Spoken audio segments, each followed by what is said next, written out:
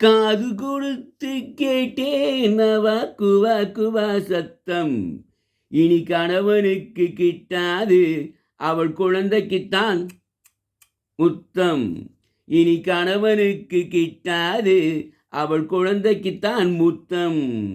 கட்டில் போட்ட இடத்தினிலே தொட்டில் போட்டு வைப்பானோ, கடமையினால் காதல் நெஞ்சை கட்டி போட்டு வைப்பாளோ, இருவருக்கும் இடையிலே பிள்ளை ஒன்று படுப்பானோ, உன்னை ரகசியமாய் தொடும்போது குரல் கொடுத்து வெளிப்பானோ. காது கொடுத்து கேட்டேன் குவா குவா சத்தம். இனி கணவனுக்கு கிட்டாது அவள் குழந்தைக்குத்தான் முத்தம்.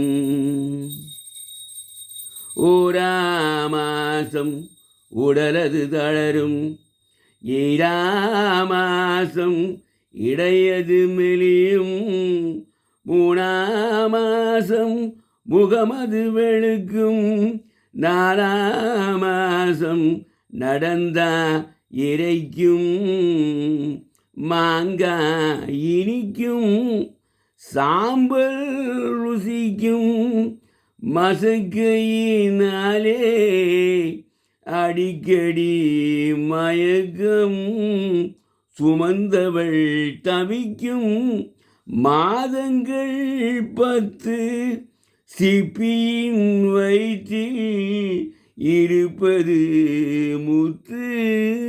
காது கொடுத்து கேட்டேன் குவா குவா சத்தம். இனி கணவனுக்கு கிட்டாது அவள் குழந்தைக்குத்தான் முத்தம். இனி கணவனுக்கு கிட்டாது அவள் குழந்தைக்குத்தான் முத்தம்.